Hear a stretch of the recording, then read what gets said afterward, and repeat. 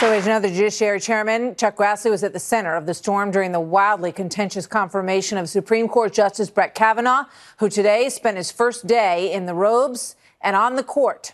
I sat down exclusively with the senator in the very room where Kavanaugh and Ford's dramatic testimony played out. Grassley has seen 15 confirmation hearings since he joined the Judiciary Committee. There he is back in 1981. But he has not seen anything like this. So last night, the president thanked you at the swearing in. He thanked you for your principled leadership, and he said that your handling of the confirmation earned widespread admiration. But this was challenging from the get-go. When you began the first hearing, Kamala Harris and Cory Booker, the senators, both wanted to derail it right out of the gate. Mr. Chairman, I'd like to be recognized to ask a question before we proceed. Mr. Chairman, I appeal to the chair to recognize myself or one of my colleagues. You're out of order. Mr. Chairman, I appeal to be recognized on your sense of decency and integrity. What does what you witnessed in this incredibly contentious environment tell you about the politics of today? Well, it's very divided, but don't forget, at the grassroots of America, it's divided as well. And if you want Congress to reflect the grassroots, you shouldn't be surprised if some of it permeates up to the Congress as a whole. I would hope we set a better example so there'd be less of it at the grassroots, but that doesn't seem to be the situation. But where I started out was to make sure we had a fair and thorough hearing.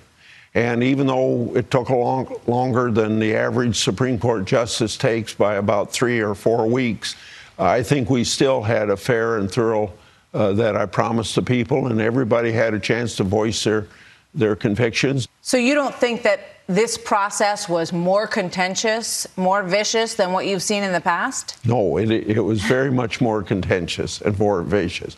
But I don't want to lead people to believe that that's the way Congress is going to function into the future, except maybe on judges, yes, but on legislation generally, no.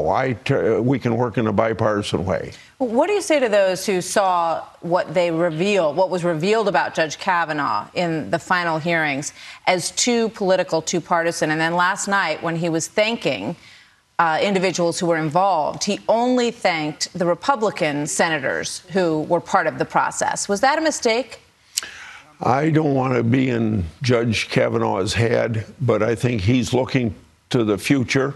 And he said that when he goes to the Supreme Court, where he is this very week, that there isn't an aisle between Republicans and Democrats.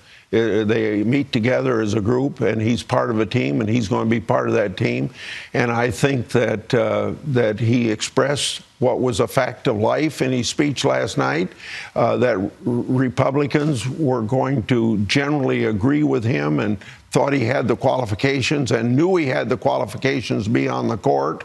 And the Democrats knew he had the qualifications to be on the court, but they were going to make sure he didn't get on the court.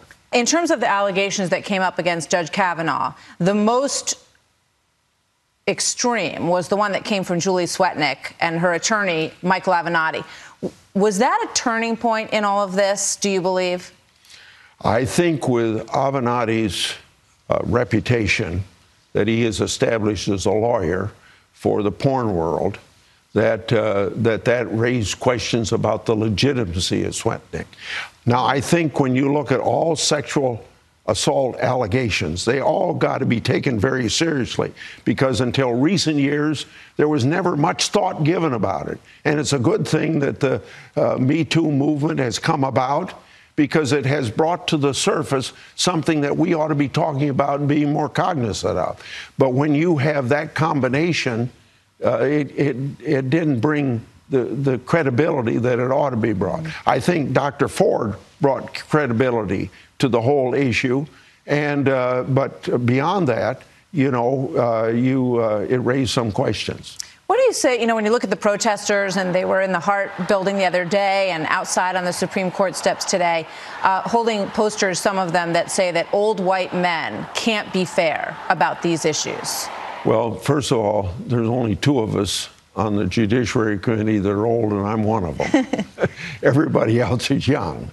So I don't like to bring racist issues into it. I like to see people as Americans first and only as Americans. Now, you can be proud of your background, being an African-American, Hispanic, being from Italy, being from any place. You can be proud of your background. But I think we ought to not divide America. We ought to be thinking that we're all Americans and bring America together, not separate America. But I wish we had women on the Republican side of the Judiciary Committee. You were criticized the other day for saying that you couldn't get women to be on this committee in this room. Maybe it's too much work. Well, and I shouldn't have accepted the proposition that women aren't on it. They just don't want to be on it. Just like we had to find 3 men that would serve on it. Not because of work. I think it's because it's ideologically divided. And also, from the standpoint of the number of times we meet, you know, almost every Thursday that the Senate's in session, we have an executive session. Most committees don't have an executive session every week like we do. So it's a lot of work, and they don't want to do that. So whether you're a man or a woman, there's a lot of work on the Judiciary Committee.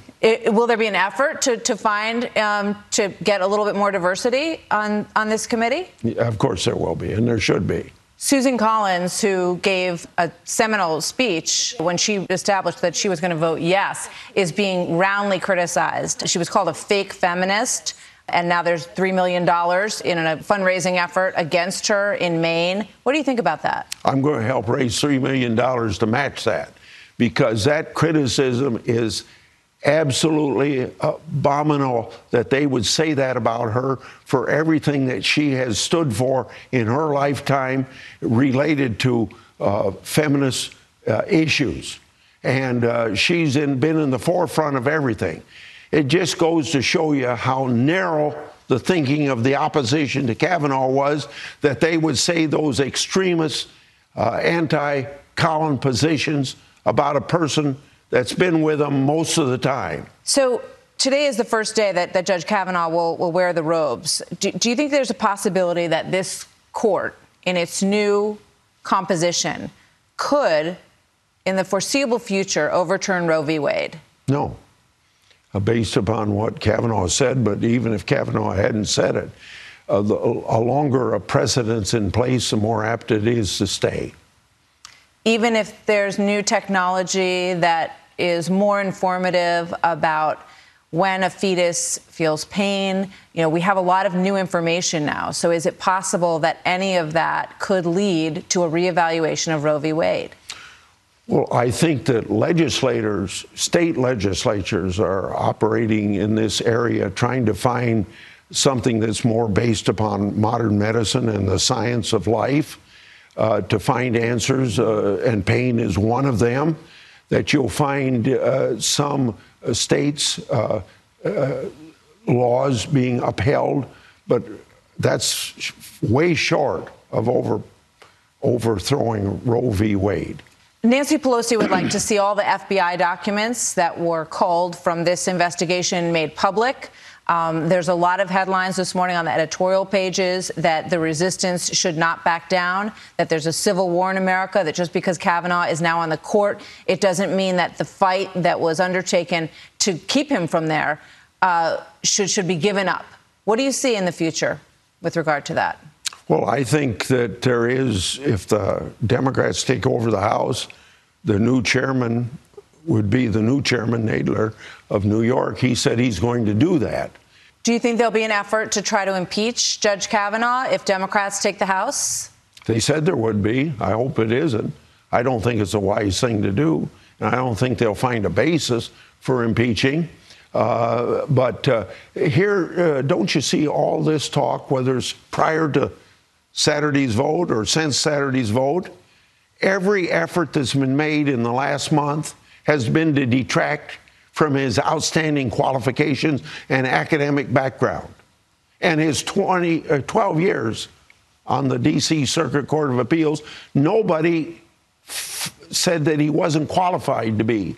So when they couldn't keep him off the bench by pointing out he wasn't qualified, then they threw everything at him they could. They threw it on the wall. If it didn't stick on Monday, they threw something on the wall on Tuesday. If it didn't stick, he came back with something. Even on the day that he was going to be voted to the Supreme Court, there were still people digging around to find some reason that this guy shouldn't be on the court.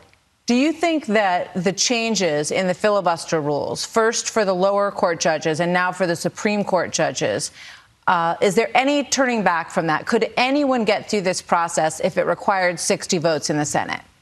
The two people that are on the Supreme Court by this president would not be there if it took 60 votes.